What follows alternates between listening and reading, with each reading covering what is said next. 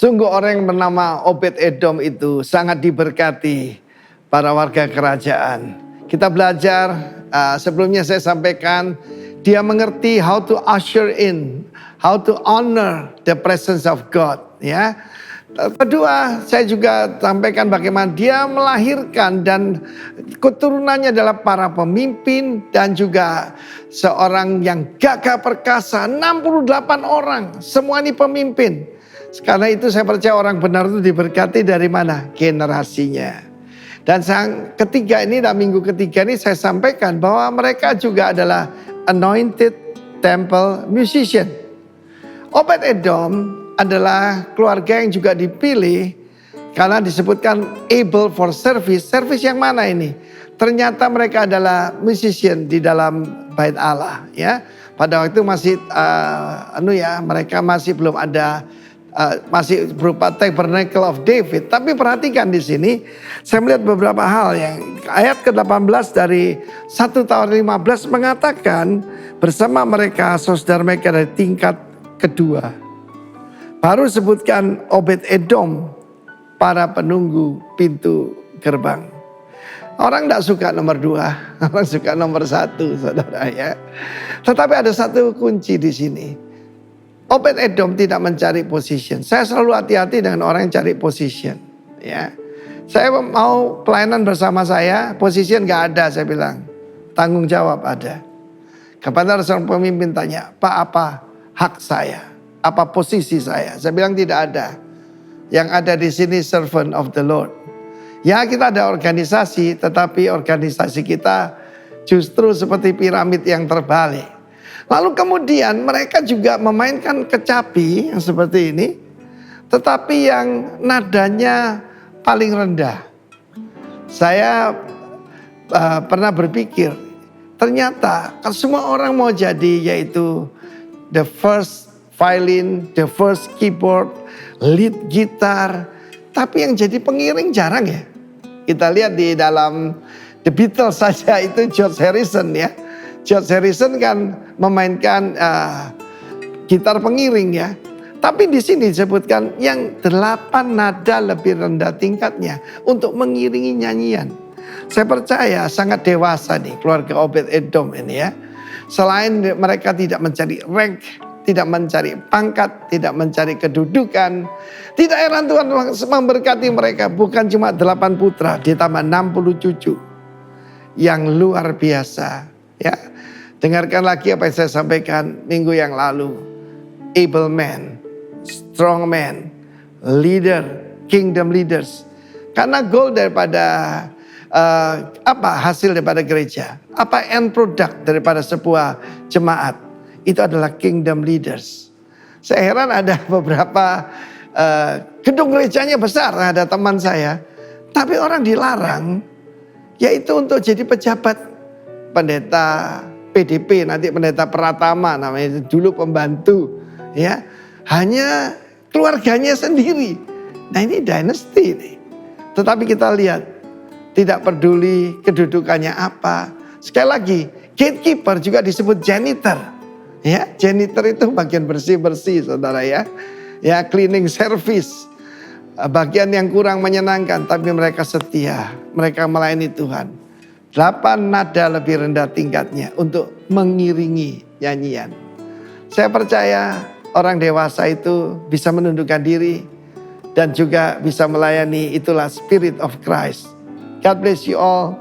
Dan kiranya Anda semua ya paling sedikit bisa main satu alat musik lah ya. Karena lebih nyaman lah di dalam kita memuji menyembah Tuhan ya. God bless you.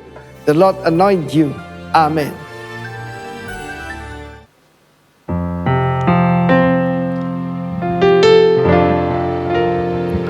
Shalom jemaat yang terkasih di dalam Tuhan. Kita bersyukur karena kita masih diberikan kesempatan untuk kembali beribadah kepada Tuhan kita yang hidup. Sebelum kita mulai ibadah ini, mari kita berdoa terlebih dahulu. Terima kasih Tuhan Yesus buat berkat-Mu hari ini. Terima kasih atas kasih karunia-Mu yang Kau masih limpahkan kepada setiap kami ya Tuhan. Kami bersyukur kami masih ada hari ini ya Tuhan. Sekarang kami mau memuji dan memuliakan nama-Mu Tuhan. Layakan kami Tuhan menghadap hadirat-Mu ya Tuhan. Dalam nama Tuhan Yesus kami sudah berdoa mengucap syukur. Haleluya.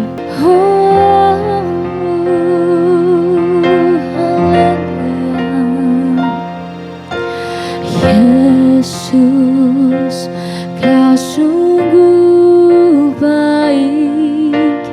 Yesus, namamu indah.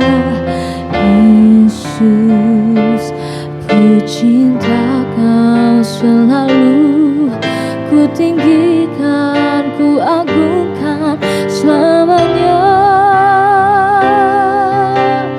Yesus, kau sungguh baik. Yesus, namamu indah. Yesus, ku cinta kau selalu. Ku tinggikan, ku agungkan selamanya. Ku mau memujimu, ku selalu pujimu.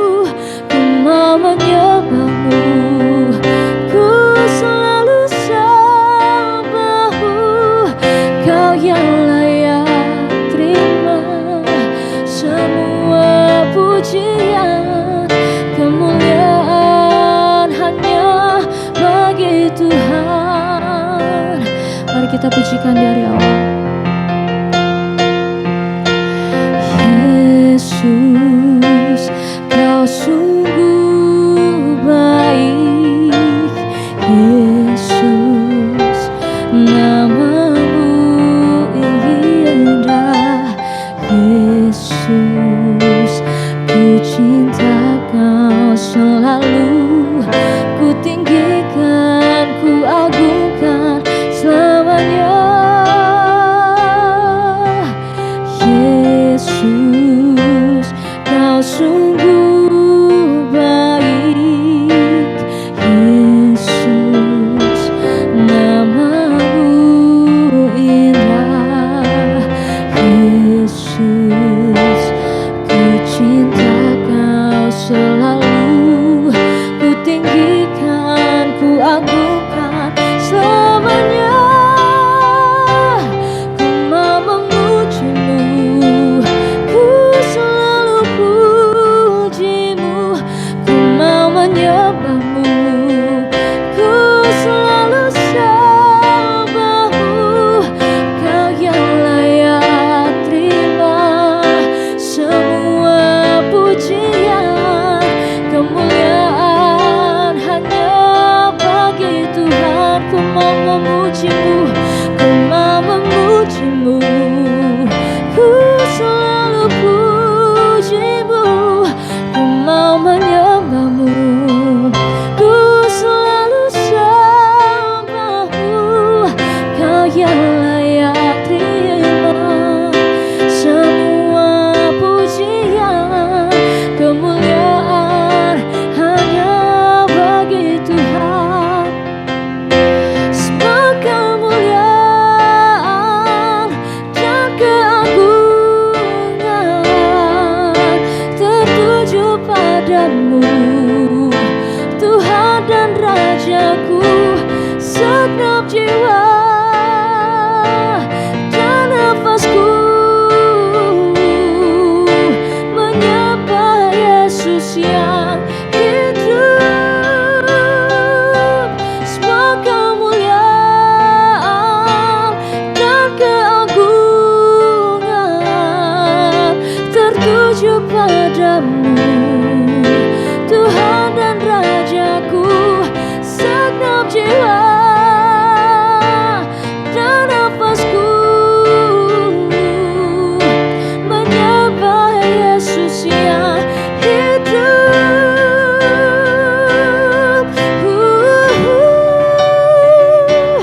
Ku mau memujimu, ku selalu pujimu. Ku mau menyembahmu,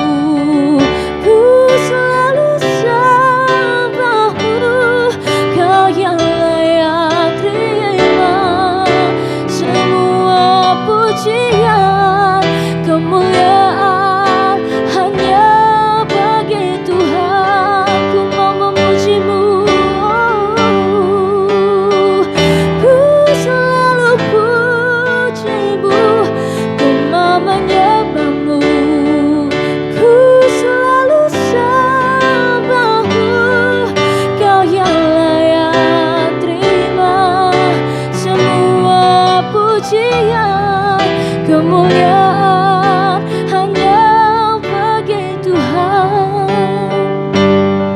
Kau yang layak terima semua pujian, kemuliaan hanya bagi Tuhan. Kau yang layak terima semua pujian, kemuliaan hanya bagi Tuhan.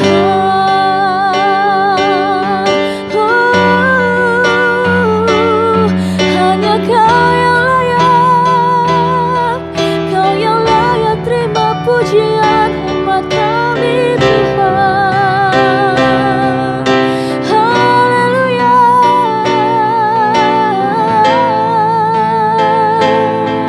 Terima kasih Tuhan, ku bersyukur Bapa, ku bersyukur Tuhan, sebab Kau Allah yang hidup.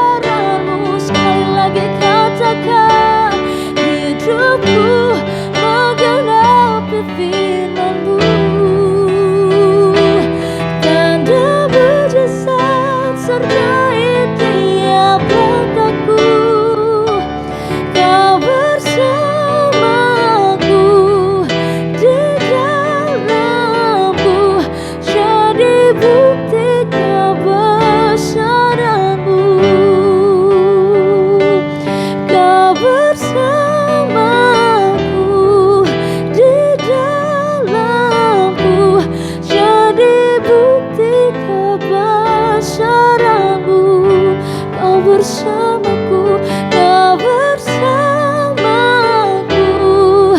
di dalamku, jadi bukti kebesaranmu.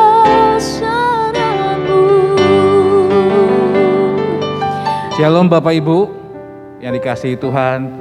Saya percaya Bapak Ibu dalam keadaan yang sehat, mengasihi Tuhan, berapi-api dan tetap semangat. Hari ini kita akan memulai pembelajaran firman Tuhan yang kita akan pelajari bersama-sama. Sebelum itu mari kita berdoa bersama-sama. Bapa di dalam surga, kami mengucap syukur buat kebaikan-Mu dalam kehidupan kami. Kau Tuhan yang dahsyat, Kau Tuhan yang baik. Kau Bapa yang begitu dekat dengan kami, begitu mengasihi kami Tuhan. Sebentar kami akan belajar firman-Mu, menggali firman-Mu Tuhan, mengenali pribadi-Mu yang begitu baik buat kami Tuhan. Kami minta urapi setiap kami, pikiran kami, telinga kami, roh kami Tuhan. Berikan kami telinga seorang murid, hati seorang hamba Tuhan, yang dengar-dengaran akan apa yang menjadi isi hati-Mu.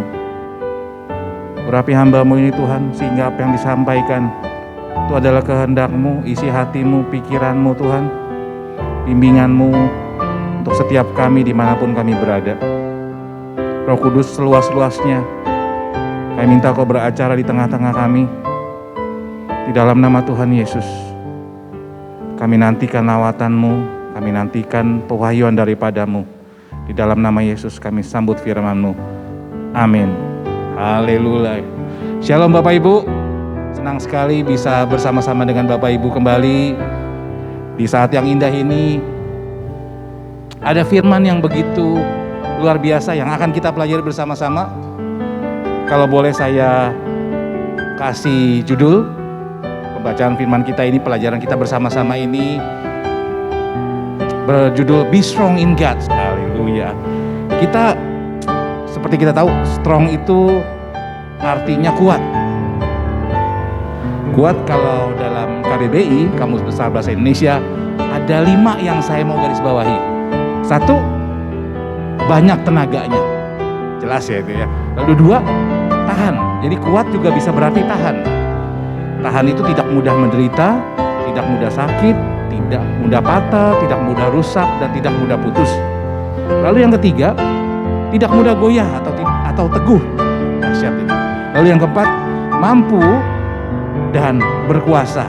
Berkuasa untuk berbuat sesuatu maksud di sini. Lalu yang kelima, kuat bisa berarti erat. Berarti erat itu ikatan, bondingnya. Nah, kalau judul yang tadi Be Strong in God atau kuat di dalam Tuhan, jadi kita bisa simpulkan kuat di dalam Tuhan itu artinya banyak tenaganya di dalam Tuhan. Yang kedua, tidak mudah patah dan tidak mudah rusak di dalam Tuhan. Lalu juga teguh di dalam Tuhan dan berkuasa di dalam Tuhan. Anak-anak Tuhan dan Roh Kudus sudah berada dalam kita, jadi berkuasa di dalam Tuhan. Lalu yang kelima, erat di dalam Tuhan. Nah, keren-keren ya. Tapi mari kita lihat bagaimana caranya untuk bisa menjadi kuat dalam Tuhan dan banyak tenaganya dalam Tuhan, tidak mudah patah dalam Tuhan, teguh di dalam Tuhan, berkuasa di dalam Tuhan, erat di dalam Tuhan. Bagaimana? Ada beberapa langkah-langkah yang dapat kita lakukan. Yang pertama, kita berbuka bersama-sama. Kenali siapa Tuhan kita. Saya percaya ketika kita tahu siapa Tuhan kita, dibanding dengan ketika kita tidak tahu siapa Tuhan kita, itu 2 hal yang sangat jauh berbeda. Ketika kita tahu dan kita menyadari Bapa kita siapa, itu sangat luar biasa bedanya. Ya, kita tahu Bapa kita hanya sebagai seorang ayah, dengan Bapa kita mungkin seorang pejabat tinggi atau seorang konglomerat atau seorang yang berkuasa, berpangkat. Itu ada 2 hal yang berbeda. Nah, di sini kita belajar bagaimana caranya kita bisa mengenali siapa Tuhan kita itu. mudahnya ya membaca dan merenungkan firman Tuhan. Kita baca di Matius 4 ayat 4. Tapi Yesus menjawab, ada tertulis, manusia hidup bukan dari roti saja, tetapi dari setiap firman yang keluar dari mulut Allah. Ini kejadiannya ketika Yesus sedang dicobai di padang gurun. Dan Tuhan Yesus pada saat itu, dia menggunakan ayat dari Ulangan 8 ayat 3 ya. Ketika diserang, ketika dicobai, Tuhan Yesus saat itu saya percaya dia bisa menghardik, bisa mengusir, dan bisa pencet reset buttonnya dia, help buttonnya dia menggunakan kuasa-kuasa dari surga bisa. Tapi saat itu ada hal yang Tuhan Yesus sedang mau tunjukkan kepada kita, bahwa ketika kita dicobai, ketika kita ada masalah, kita harus menggunakan firman Tuhan. Makanya Tuhan Yesus menggunakan ayat dari ayat Alkitab dari ayat Ulangan 8 ayat 3. Nah, di sini terlihat bahwa simpelnya bahwa manusia bukan hidup dari roti saja, tetapi dari setiap firman Tuhan yang keluar dari mulut Allah. Ya, kita nggak hidup dari roti saja karena kita orang Indonesia, kita hidupnya dari nasi, dari mie, dari tiwul, dari singkong, dari ubi, pisang dan lain-lainnya, dari sagu kalau yang di Indonesia Timur. Tapi tentu bukan ini maksudnya. Intinya adalah kita hidup bukan hanya dari hal yang jasmania maupun yang fisik, tetapi butuh firman Tuhan. Kenapa kita butuh firman Tuhan? Karena firman itu adalah makanan buat roh kita, makanan buat hidup kita. Seperti sama roti atau nasi atau mie atau apapun itu buat tubuh jasmani kita. Lalu juga masih dalam mengenali siapa Tuhan kita membaca dan merenungkan firman Tuhan. Ada ayat yang sangat menarik buat saya, yaitu Lukas 11 ayat 2. Jawab Yesus kepada mereka, apabila kamu berdoa, katakanlah, Bapa, dikuduskanlah namamu, datanglah kerajaanmu. Saya melihat di ayat ini, walaupun kita mungkin sering lihat bahwa ini di Lukas 11 ayat selanjutnya ini adalah ketika Yesus pertama kali mengajarkan cara berdoa Bapa kami. Sebenarnya bukan hanya doa yang diajarkan, cara doa kayak begini. Tapi ada satu rahasia yang diungkapkan oleh Tuhan. Rahasianya apa? Selama ini sebelumnya ketika Tuhan Yesus melayani dalam kehidupannya, dia berdoa, Bapakku di surga sebelum melakukan mukjizat. Tapi saat ini dia sedang mentransferkan, mengimpartasikan kedekatannya antara Tuhan Yesus dengan Bapa di surga dengan murid-muridnya. Rahasianya, katakanlah Bapa. Sepertinya bahwa murid-muridnya diberikan satu kedekatan, otoritas, izin untuk memanggil Elohim, Yahweh, Adonai, Tuhan yang dahsyat, yang luar biasa itu dengan panggilan yang sangat intim. Bapa. Saya ketika merenungkan ayat ini, ya mungkin seperti permulaan doa Bapa kami. Tapi ketika saya baca kata satu ini, Bapa, ini mengandung arti yang luar biasa buat saya. Ketika Presiden Republik Indonesia, Bapak Presiden Insinyur Joko Widodo, kita panggil dengan lengkap sebagai tanda penghormatan, beliau presiden. Tapi ketika Mas Gibran atau Mas Kaisang, anaknya beliau, memberikan izin atau ngajarin Bapak Ibu untuk memanggil Bapak Presiden Insinyur Jokowi. Jangan panggil Bapak Presiden, panggil aja Bapak, panggil aja Papi, panggil aja Papa, panggil aja Dedi. Luar biasa apa enggak? Lalu tentu dikonfirmasi misalnya oleh Bapak Presiden Jokowi, ya jangan panggil saya Pak Presiden, jangan panggil saya Pak Jokowi, panggil saya Papa. Wow, itu satu hal yang sangat luar biasa. Kita akan, senang banget kita punya hubungan yang intim dengan Pak Presiden. Tapi bayangkan Bapak Ibu, saudari sekalian, kita punya hubungan yang intim, kita diperbolehkan, kita dicontohkan, bahkan kita diperintahkan dan diajarkan untuk memanggil Tuhan pencipta langit dan bumi, Tuhan yang Alfa dan Omega, Tuhan yang begitu baik, Tuhan yang penuh kuasa, dengan panggilan yang sangat intim, Bapak. Wow, sangat luar biasa. Ketika kita panggil Tuhan itu sebagai Bapak,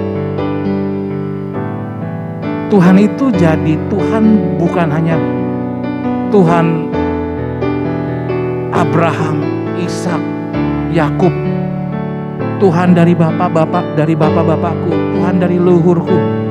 Bukan, Tuhan itu jadi Tuhannya saya. Bahkan lebih spesifik dan lebih dekat lagi dan lebih intim lagi. Bapak. Dan kita tahu seorang bapak yang baik selalu memberikan yang terbaik buat anak-anaknya. Itu bapak kita yang di dunia. Apalagi Bapa di surga. Bapa yang begitu dahsyat, begitu berkuasa, Tuhan yang berkuasa. Masakah Dia tidak memberikan yang terbaik buat kita? Saya rasa ini satu hal yang sangat luar biasa yang Tuhan Yesus ajarkan atau singkapkan buat kita, dan kita harus mengenal Tuhan kita itu sebagai Bapa, bukan hanya sebagai Tuhan yang penuh kuasa, Tuhan dari bapak nenek moyang. Kita harus punya hubungan yang intim, yang pribadi dengan Tuhan. Ya, next slide. Yang kedua, ini juga keren banget kalau saya bilang. Yang kedua, mengakui kelemahan kita dan bergantung akan kuasa Tuhan. Kita baca di 2 Korintus 12 ayat 9 dan 10. Saya baca.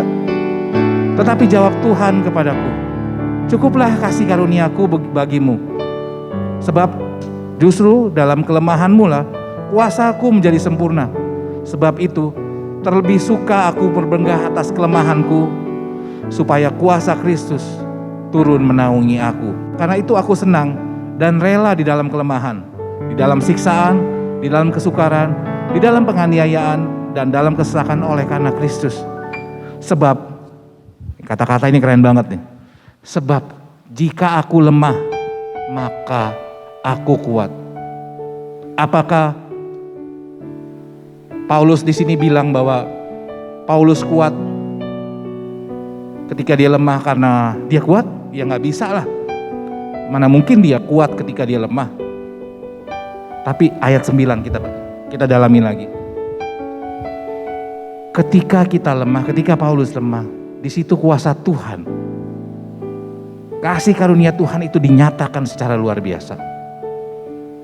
Saya menilai bahwa Paulus menemukan rahasia yang luar biasa. Rahasia bagaimana caranya mendapatkan kekuatan di dalam Tuhan. Makanya ada lagu yang sangat memberkati banyak orang di tahun 90-an. Salah satu liriknya,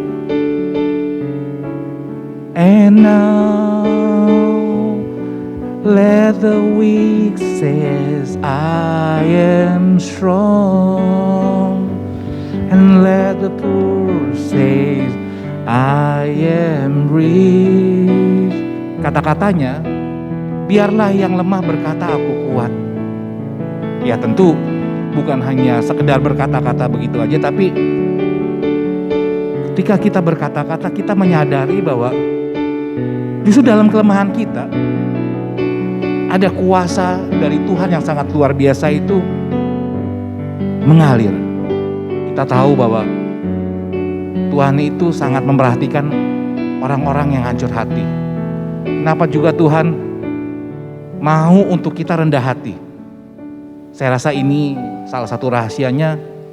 Karena ketika kita hancur hati, ketika kita sadar bahwa kita ini lemah dan kita bergantung kepada Tuhan, seperti air itu mengalir dari tempat tinggi ke tempat yang rendah, demikian juga kuasa Tuhan mengalir dari tempat tinggi ke hati yang rendah hati. Hati yang mengakui bahwa we are nothing. We are nothing without God. We are nothing but you, Lord. Ini saya rasa rahasia yang luar biasa yang Rasul Paulus sudah temukan, dan ini adalah janji Tuhan yang luar biasa juga buat kita.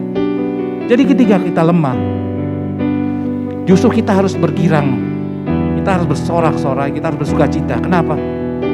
Ketika kita lemah, kita tahu bahwa akan ada Tuhan yang menyertai kita, ada kuasa Tuhan yang akan yang menjamah kita, memampukan kita. Dan keren kan? Ketika Tuhan yang bekerja dibanding kita yang bekerja, tentu Tuhan lebih dahsyat. Makanya dalam kelemahan kita tetap bergantung kepada Tuhan. Lalu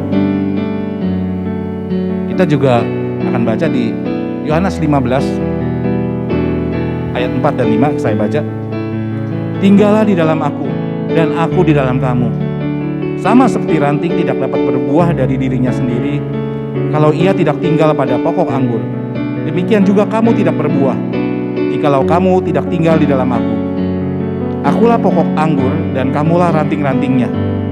Barang siapa tinggal di dalam aku dan aku di dalam dia, ia berbuah banyak. Sebab di luar aku kamu tidak dapat berbuat apa-apa. Kita harus tahu, kita ini ranting yang melekat, bergantung akan makanan sumber kehidupan dari pokok anggur, dari pokok pohonnya ini. Bisa gak ranting itu dengan sombongnya bilang ke batang atau ke pohon anggur atau ke satu buah pohon, gak, saya gak mau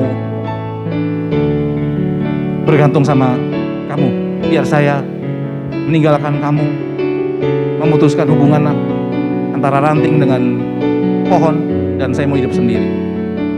Lalu dia mematahkan rantingnya sendiri itu, lalu dia lepas. Bisa hidup Bapak Ibu? Bisa hidup saudara-saudari rantingnya tersebut? Tentu gak bisa. Demikian juga kita. Kita adalah ranting. Dan Tuhan Yesus adalah pokok anggur. Kita gak bisa hidup. Kita bergantung seperti ranting itu bergantung akan pokok anggur. Hidup mati kita, berhasil tidak kita, tergantung dari bagaimana kita bergantung kepada Tuhan. Bagaimana kita bisa bergantung kepada Tuhan sebagai sumber dari segala sesuatu yang kita butuhkan. Tuhan kita dahsyat. Pokok anggur ini enggak pernah tidak memberikan apa yang kita butuhkan. He's an awesome God. Lalu yang ketiga, meningkatkan kuantitas dan kualitas doa. Saya baca di Mazmur 138 ayat 3. Pada hari aku berseru, Engkau pun menjawab aku. Engkau menambahkan kekuatan dalam jiwaku. Ingat ya tadi kita be strong in God. Gimana caranya kita menambah kekuatan kita? Gimana kita bisa kuat dalam Tuhan? Tentu dalam kehidupan kita sehari-hari. Di Mazmur 138 ayat 3 ini berkata ketika Daud berseru, Tuhan menjawab Daud. Demikian juga kita sebagai Daud-Daud masa kini, ketika kita berseru kepada Tuhan, kita berdoa sungguh-sungguh kepada Tuhan. Apa janji Tuhan? Tuhan menjawab kita. Bahkan Tuhan menambahkan kekuatan dalam jiwa kita, dalam hidup kita. Sebegitu luar biasanya Tuhan kita. Kita juga tentu tahu bahwa doa bukan kita bicara satu arah kepada Tuhan, kita ngoceh seenak-enaknya kepada Tuhan. Ya, salah satu hal keuntungan doa adalah kita bisa curhat pada Bapa kita, pada Tuhan kita.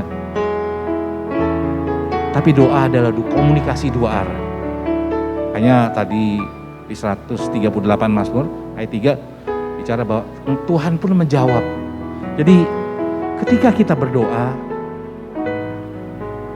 nantikan jawaban Tuhan. Tuhan maunya bagaimana, Tuhan menjawab curhatan kita gimana, keluh kesah kita, pertanyaan kita mungkin, apa yang kita pikirkan, keresahan kita, Tuhan akan jawab.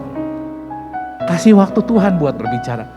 Jangan seperti doa orang lapar, Tuhan berkati makan ini dalam nama Yesus, amin. Jangan kayak begitu. Jadi doa itu suatu komunikasi dua arah antara anak dan Bapa yang di surga. Dan komunikasi tentu ketika anak dengan orang tua, dengan Bapa di surga, ngobrolnya kan enggak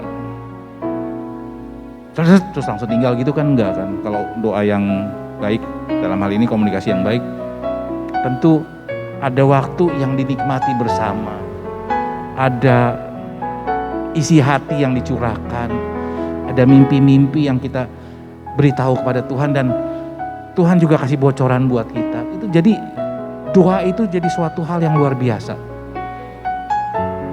Saya mengencourage Bapak Ibu, saudara-saudari sekalian, jadikan doa ini sebagai,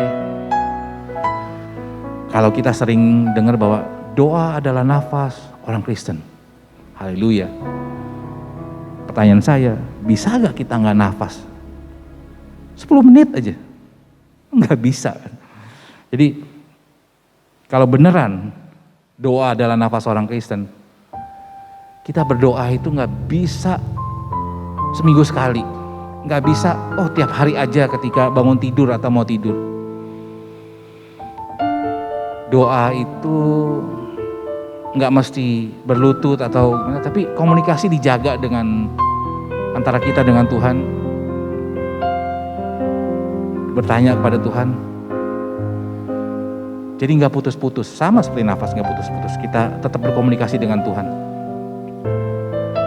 Slide yang keempat ini agak-agak menantang, kita baca di Ulangan 11 ayat 8 ayat 9. Jadi, kamu harus berpegang pada seluruh perintah yang kusampaikan padamu pada hari ini, supaya kamu kuat untuk memasuki serta menduduki negeri kemanapun kamu pergi mendudukinya, dan supaya lanjut umurmu di tanah yang dijanjikan Tuhan dengan sumpah kepada nenek moyangmu untuk memberikannya kepada mereka dan kepada keturunan mereka, suatu negeri yang berlimpah-limpah susu dan madunya. Jadi ketika taat, ada satu janji Tuhan yang luar biasa buat kita, supaya kita kuat, supaya kita bisa menjadi berkat. Hanya taat dan percaya, atau kita balik, percaya dan taat, itu ada reward yang besar. Juga ada sedikit penjelasan kenapa saya tulisnya taat dan percaya. Ketika dalam suatu komando, dalam satu barisan hierarki militer, ada perintah-perintah yang komandan perintahkan kepada stafnya atau pasukannya atau prajuritnya. Ada perintah yang mungkin prajuritnya atau bawahannya nggak mengerti, nggak percaya. Tapi apa yang prajuritnya dan stafnya lakukan? Tetap taat, tetap lakukan. Dan rahasianya dan kerennya, ketika melakukan, baru mengerti, oh ternyata begitu toh. Komandan saya minta saya melakukan itu. Ingat, kita adalah Laskar Kristus. Kita adalah tentara-tentara Tuhan. Tuhan tentu adalah komandan kita. Jadi ketika Tuhan sebagai komandan memerintahkan sesuatu untuk kita, tugas kita bukan percaya dan mengerti dulu. Tugas kita apa Bapak Ibu? Taat dulu. Ketika taat dan kita lakukan, some way somehow Tuhan akan bukakan. Oh, ternyata begitu toh kenapa Tuhan suruh kita melakukan sesuatu. Coba kita tengok ke belakang. Ada gak dalam pengalaman Bapak Ibu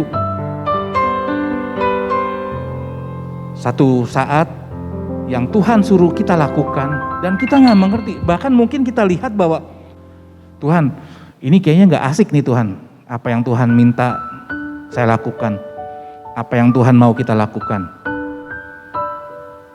tapi karena saya taat, saya lakukan deh. Dan ketika kita lakukan, kita baru mengerti, oh itu toh maksudnya. Nah di sini saya mau share sedikit.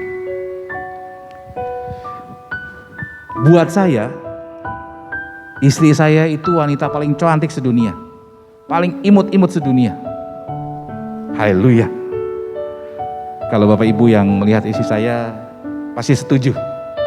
Kalau nggak setuju, setuju deh. Ketika berapa tahun yang lalu, ketika masih belum dekat, Tuhan ini bilang ke saya bahwa istri saya pada waktu itu tentu belum istri saya, ini adalah jodoh kamu, istri kamu. Pada waktu itu saya, aduh jangan dong Tuhan, bukan type saya, bukan selera saya. Waktu itu kebetulan saya tinggal di Los Angeles, istri saya juga tinggal di Los Angeles di Amerika. Aduh Tuhan, saya nggak mau dengan orang Indonesia, saya mau dengan orang Latin atau dengan orang Amerika atau dengan orang Kolombia atau dengan orang Venezuela. Pokoknya jangan orang Indonesia deh Tuhan, please. Tapi Tuhan suruhnya itu. Dan boleh saya kasih bocoran, saya lakukan perintah Tuhan saat itu.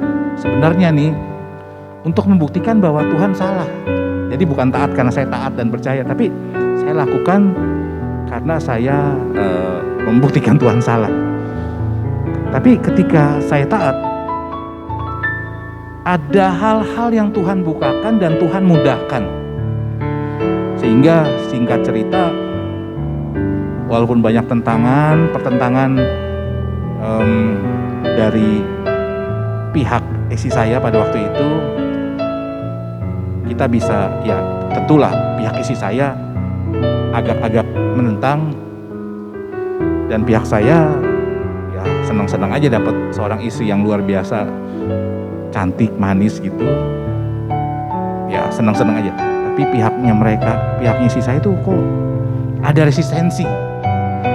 Saya bilang ya Tuhan, kalau memang jodoh saya ya dimudahkan, kalau enggak ya sudah, berarti kan Tuhan salah nih. Saya bisa milih yang apa yang saya mau dong gitu. Ternyata dimudahkan benar-benar sehingga kita menikah, didukung oleh keluarganya. Dan ketika kita menikah, hari lepas hari ada satu hal yang buat saya ada wow moment istilahnya. Kenapa wow moment?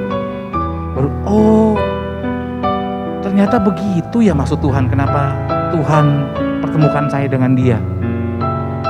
Tuhan luar biasa. Jadi hal yang kita lakukan karena taat dan kita lakukan belum mengerti mungkin waktu itu, maka kadang-kadang kita belum percaya, kita lakukan hanya karena taat. Ada rewardnya ketika saya lihat, oh ternyata begini toh maksud Tuhan. Bapak Ibu, coba review, ada gak hal-hal yang Tuhan suruh Bapak Ibu lakukan dan Bapak Ibu mungkin belum mengerti tapi tetap dilakukan dan mengucap syukur bahwa Bapak Ibu melakukan hal itu. Ini di sini nih. Lalu apalagi kita baca di bacaan berikutnya di Wahyu 3 ayat 10. Wahyu 3 ayat 10. Karena engkau menuruti firman-Ku untuk tekun menantikan Aku, maka Aku pun akan melindungi engkau dari hari pencobaan yang akan datang atas seluruh dunia untuk mencobai mereka yang diam di bumi. Apa janji Tuhan di sini? Ketika kita taat, ketika kita menuruti firman Tuhan, Tuhan itu akan melindungi kita. Ketika kita taat firman Tuhan, ketika kita menanti-nantikan Tuhan. Menanti-nantikan itu bukan kata atau kata kerja yang pasif, tapi menanti-nantikan itu yang aktif. Seperti waiters yang di restoran, ada waiters, pelayan itu.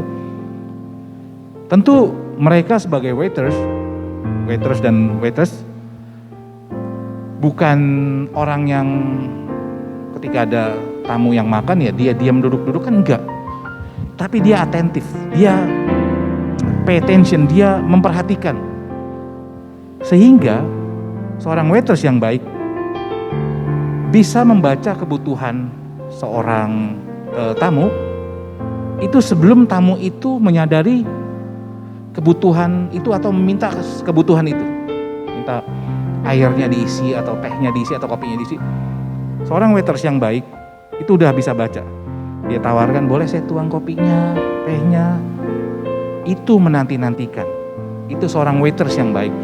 Juga di sini maksudnya menanti-nantikan Tuhan bukan duduk diam menantikan Tuhan, tapi menantikan Tuhan secara aktif. Apa yang Tuhan mau dalam hidup kita. Tindakan aktif, bukan hanya tindakan pasif. Lalu, jadi kenapa sih kita harus taat dan percaya? Ini rahasia dan kasih Tuhan buat kita yang luar biasa kalau menurut saya ya. Tuhan itu minta kita buat taat dan percaya.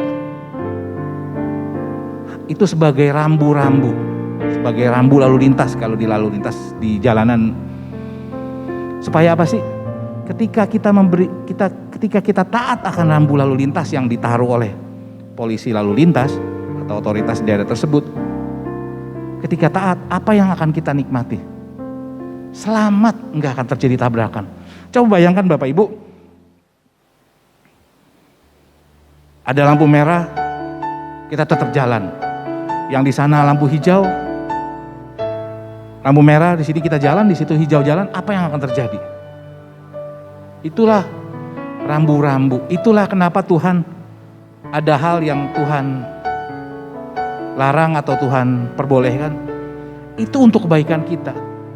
Untuk kita selamat. Dan di Wahyu 3 ayat 10 Tuhan berjanji apa? Bukan hanya keselamatan. Selain kita selamat juga kita diberkati. Tuh. Jadi bukan hanya Tuhan cuma harus taat karena for the sake of we have to be obey, bukan. Tapi untuk kita bisa selamat dan diberkati. Tuhan itu yang luar biasa. Lalu nomor 5, pujian, penyembahan dan pengucapan syukur. Hingga kemenangan demi kemenangan. Kita baca di Keluaran 15 ayat 2. Tuhan itu kekuatanku dan mazmurku. Ia telah menjadi keselamatanku. Ia Allahku. Kupuji Dia. Ia Allah Bapakku. Kuluhurkan Dia. Ada lagu yang berdasarkan ayat ini saya percaya. Tuhanlah kekuatan dan mazmurku. Kalau diterusin liriknya itu sangat memberkati sekali buat saya. Kalau setelah ini monggo Bapak Ibu saudara sekalian cari dan dengarkan lagu itu. Nikmati lirik dan kata-katanya. Kita tahu bahwa Tuhan kita itu sangat luar biasa. Tuhan kita itu kekuatan kita. Ketika kita memuji, ketika kita menyembah, kita naikkan pujian syukur, kita naikkan pengucapan syukur, dan naikkan korban syukur. Beda ya, pengucapan syukur dan korban syukur. Itu dua hal yang berbeda, dan ada sesi sendiri di praise and worship yang lebih dalam lagi mengupas itu. Kita bisa menikmati Tuhan, kita bisa mendapatkan kekuatan dari Tuhan. Praise and worship bukan hanya sekedar nyanyi. Kalau nyanyi doang di karaoke keluarga juga bisa, di kamar mandi nyanyi juga bisa. Tapi praise and worship ada suatu kekuatan yang digerakkan di atmosfer yang tidak terlihat itu. Ada kuasa yang dialirkan, ada kuasa yang digerakkan dari surga bersama-sama dengan kita untuk kemenangan kita, untuk kemenangan demi kemenangan. Kita baca di Yosua 6 ayat 20. Lalu bersoraklah bangsa itu, sedang sangkakala ditiup. Segera sesudah bangsa itu mendengar bunyi sangkakala, bersolaklah mereka dengan sorak yang nyaring. Maka runtuhlah tembok itu. Lalu mereka memanjat masuk ke dalam kota, masing-masing langsung ke depan dan merebut kota itu. Kita tahu cerita ini bahwa Nabi Yosua saat itu, bangsa Israel sedang mengelilingi kota yang bentengnya kokoh kuat. Tapi mereka mengalahkannya dengan apa, Bapak Ibu? Bukan dengan batu, bukan dengan meriam, bukan dengan pedang dan tombak, bukan dengan kekuatan manusia. Dengan apa?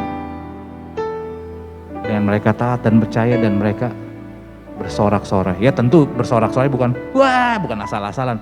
Mereka bersorak meninggikan nama Tuhan. Dan tembok itu runtuh. Bapak Ibu, di saat-saat seperti ini, kita akui bahwa di masa pandemi corona, orang bilang begitu, tapi kita orang percaya bilang akademi corona, ada tantangan yang sangat luar biasa. Ada tembok yang tiba-tiba terbangun, tembok yang tebal, kota berbenteng yang kokoh, yang tiba-tiba muncul di jalan kita. Bangsa Israel kalau menggunakan kekuatan sendiri menyerbu tembok itu, meruntuhkan tembok yang tebal itu, enggak akan bisa. Tapi ketika mereka taat pada Tuhan dan bersorak-sorai kepada Tuhan, tembok itu runtuh. Kita bukannya malas, nggak mau melakukan sesuatu, hanya nyanyi dan menyembah, enggak. Tapi ketika ada hal yang tidak bisa kita lakukan apa-apa lagi, Bapak Ibu harusnya bergairah, Bapak Ibu harusnya semangat. Kenapa? Karena ketika kita tidak bisa melakukan apa-apa lagi, dan kita tahu kita harus melewati itu tandanya Tuhan akan melakukan sesuatu yang luar biasa di depan Bapak Ibu Saudara untuk menghancurkan tembok itu. Dengan apa? Undang kuasa itu nyata lewat pujian penyembahan, lewat pengucapan syukur, lewat korban syukur, dan mukjizat Tuhan, dan kuasa Tuhan, dan transformasi, terobosan itu akan kelihatan, akan nyata. Haleluya. Jadi kita rangkum ada 5 step bagaimana menjadi kuat. 5 doable steps, 5 langkah yang bisa kita lakukan. Dibilang gampang ya enggak, tapi bisa kita lakukan, makanya kita bilang doable. 1, kenali siapa Tuhan kita. Kita tahu bahwa Tuhan kita Tuhan yang luar biasa dan Bapa kita. 2, mengakui kelemahan kita dan bergantung akan kuasa Tuhan. Tadi Paulus sudah menemukan rahasia yang luar biasa. Yesus juga bilang kita adalah rantingnya yang bergantung pada itu, dan tugas ranting apa ya? Cuma terima makanan. bergantung akan kuasa Tuhan. Lalu yang ketiga, tingkatkan kuantitas dan kualitas doa. Ingat doa, komunikasi dua arah antara anak dan Bapa yang Maha Kuasa. Jangan sia-siakan, jangan ogah-ogahan atau malas berdoa. Nafas kita, nafas orang Kristen itu doa. Harus digunakan dengan maksimal, tingkatkan. Doa bisa doa sendiri, bisa doa secara corporate, bisa doa fajar, bisa doa apapun itu. Sekarang mungkin sedang PPKM, nggak masalah, kita bisa tetap lewat Zoom meeting. Jika kita melakukan doa walaupun lewat Zoom, kuasa Tuhan tetap hadir. Haleluya. Seperti saat ini, walaupun kita tetap Zoom, saya percaya Bapak Ibu dimanapun Bapak Ibu berada, menikmati jamahan Tuhan dengan luar biasa. Tentu bukan karena apa yang saya bagikan, tapi karena Tuhan sendiri yang menjamu Bapak Ibu. Lalu yang keempat, rahasianya apa? Bagaimana menjadi kuat? Taat dan percaya. Ada satu hal-hal yang akan Tuhan sikapkan ketika kita taat dan percaya. Lalu yang kelima, pujian, penyembahan, dan pengucapan syukur. 5 ini adalah hal yang bisa kita lakukan.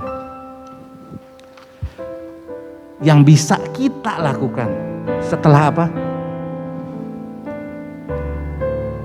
Setelah Tuhan memilih kita. Bapak, Ibu, saudara sekalian, saya percaya Tuhan telah memilih Bapak, Ibu, saudari sekalian menjadi kekasih-kekasih Tuhan, menjadi anak-anaknya Tuhan. Tuhan terlebih dahulu mati buat Bapak, Ibu. Begitu mengasihinya. Sekarang tugas kita apa? Enggak ada apa-apa. Tugas kita menikmati Tuhan. Menikmati Tuhan. Mengenal Tuhan dan menikmati Tuhan. Tidak ada dari itu. Kita kuat. Bukannya kita kuat, kita nge-gym lalu jadi kuat. Itu salah satunya bisa lah ya. Tapi ketika Tuhan ngajar kita supaya kuat pun, ya Tuhan kadang-kadang izinkan sesuatu terjadi agar kita kuat. Saya pun saat-saat ini ada mengalami beberapa hal yang Tuhan izinkan terjadi, namun saya bisa melihat, oh Tuhan mau mengajarkan saya. Jadi saya excited sekali. Ketika saya tidak bisa melakukan apa-apa, saya juga justru excited nih. Ketika saya lemah, berarti Tuhan kuat. Haleluya. Tuhan kita memang luar biasa. Puji Tuhan Bapak Ibu, semoga apa yang kita nikmati bersama-sama ini, yang kita pelajari bersama-sama, bisa menjadi kekuatan, bisa mengingatkan Bapak Ibu saudari sekalian, bahwa Tuhan kita itu begitu mengasihi kita. Tuhan Yesus begitu dahsyat, begitu mengasihi kita. Dan Dia ini apa ya? Dia itu terlebih rindu untuk kita dekat kepada Tuhan. Jangan sia-siakan, maju terus, mendekat kepada Tuhan. Kita akan nikmati kemenangan demi kemenangan. Terima kasih. Kami mau berdoa buat Bapak Ibu. Tuhan, terima kasih Tuhan buat firman-Mu, buat pesan-pesan-Mu Tuhan. Bahwa Kau terlebih rindu untuk kami dekat dengan-Mu Tuhan. Menikmati apa yang Kau sudah sediakan buat kami Tuhan. Kau terlebih rindu untuk kami mengenal-Mu lebih dalam lagi. Bahwa Tuhan yang dahsyat, Kau Bapa yang baik. You are amazing God. Tuhan, meteraikan Tuhan kami dengan kuasa darah-Mu, dengan kuasa firman-Mu Tuhan.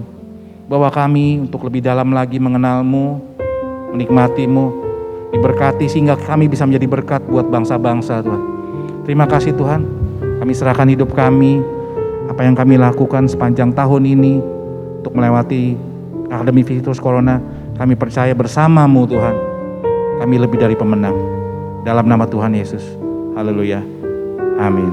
Puji Tuhan, saudara, hari ini kita akan masuk dalam perjamuan kudus.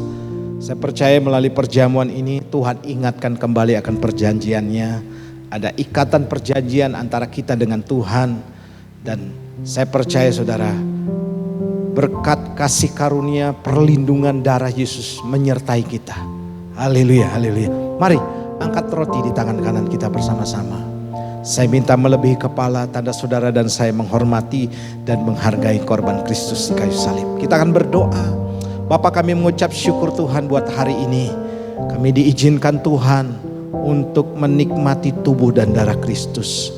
Satu hal yang kami tahu pasti, bahwa Tuhan sudah ikatkan perjanjian yang kekal antara kami dengan Tuhan. Kami siap menerima anugerah-Mu di dalam nama Tuhan Yesus Kristus. Haleluya. Saudara yang kasih Tuhan, bahwa ketika kita mengangkat roti ini, saudara melihat 2000 tahun yang lalu Tuhan Yesus disiksa, disalibkan, mengalami penderitaan. Dia dianiaya. Dan satu hal yang saya mau katakan kepada saudara, dia juga memberikan teladan buat kita. Sehingga ketika engkau menderita aniaya apapun hari ini, penderitaan yang berat, Tuhan sudah menanggungnya. Dan engkau juga bisa untuk tahan di dalamnya. Dan percaya saudara, di balik salib ada kemuliaan Tuhan. Mari angkat roti di tangan kanan kita. Demikian firman Tuhan. Malam waktu Yesus disalib, dia mengambil roti dan memecah-mecahkannya. Dan dia berkata, ini adalah tubuhku yang dipecah-pecahkan bagimu. Dan perbuatlah setiap kali engkau mengingat akan daku. Percayakah jemaat Tuhan yang mengikuti ibadah online ini, bahwa roti di tangan kanan kita adalah persekutuan kita dengan tubuh Kristus. Mari makan dengan iman di dalam nama Tuhan Yesus Kristus.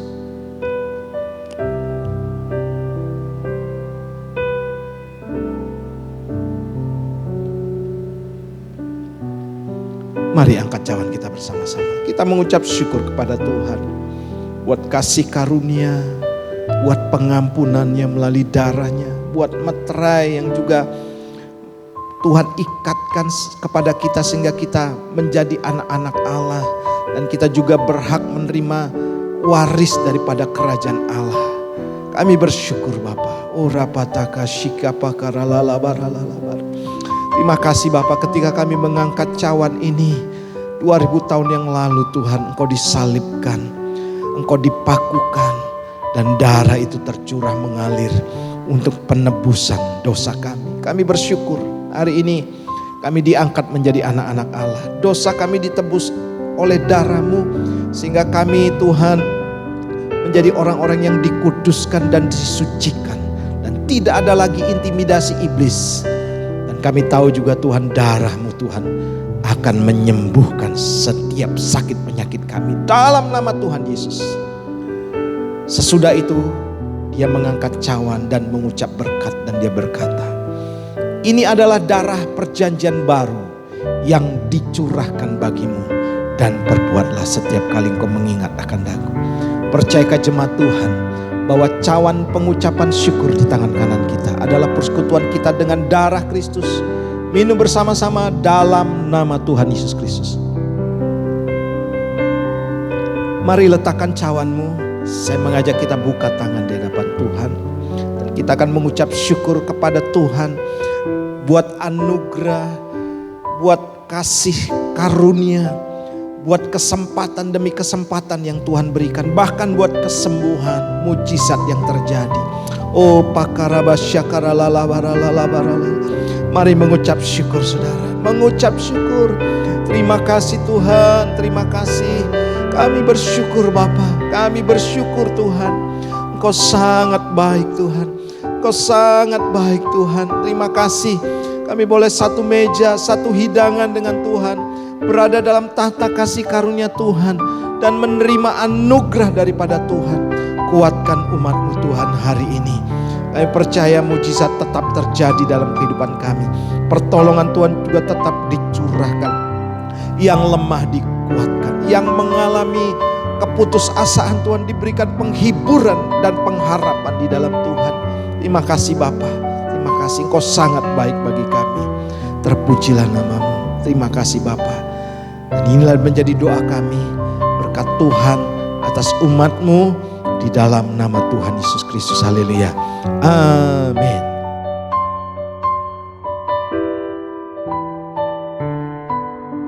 Puji Tuhan, hari ini juga kita diberi kesempatan untuk menabur dalam pekerjaan Tuhan. Bapak berkati setiap taburan kami.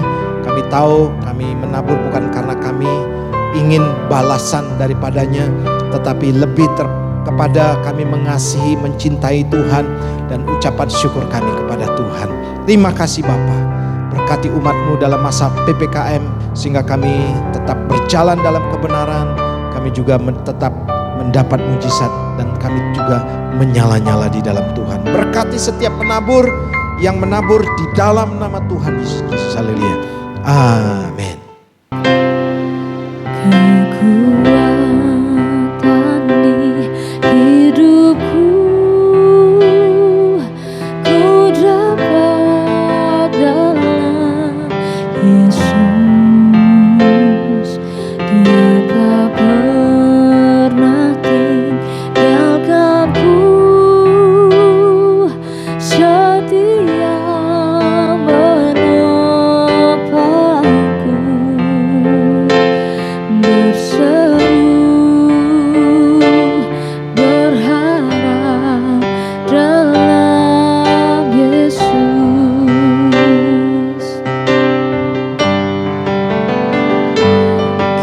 Kekuatan di hidupku, ku dapat dalam Yesus. Dia tak pernah tinggalkanku,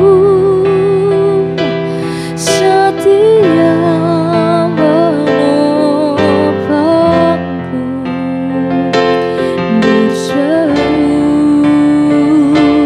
berharap dalam Yesus.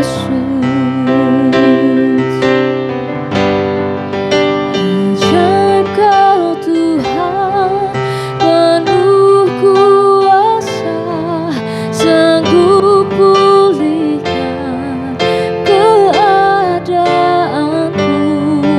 Dalam tangan-Mu seluruh hidupku, tak akan goyah selamanya. Ajaib Kau Tuhan, penuh kuasa, sanggup pulihkan keadaanku. Dalam tangan-Mu seluruh hidupku, tak akan goyah selamanya, tak akan goyah selamanya, tak akan goyah selamanya.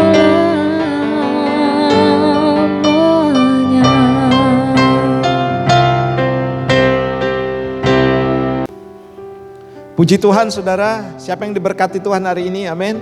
Saya percaya saudara, kekuatan daripada Tuhan akan semakin melimpah. Dan saya percaya juga bahwa di masa-masa seperti sekarang ini, kita akan terus berjalan dalam kebenaran, bahkan semakin kuat di dalam Tuhan. Mari terima berkat daripada Tuhan. Saya mengajak kita mengangkat tangan dan buka hatimu di hadapan Tuhan dan terima berkat daripada Tuhan. Tuhan memberkati dan melindungi engkau.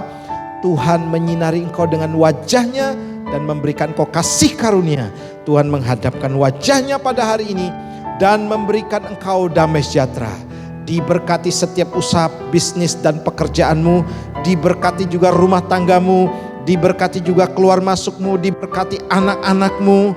Dan terima berkat ini di dalam nama Bapa, dalam nama Tuhan Yesus Kristus, dan pertolongan Roh Kudus. Di dalam nama Tuhan Yesus kami berdoa. Haleluya. Amin. Selamat hari Minggu. Tuhan Yesus memberkati.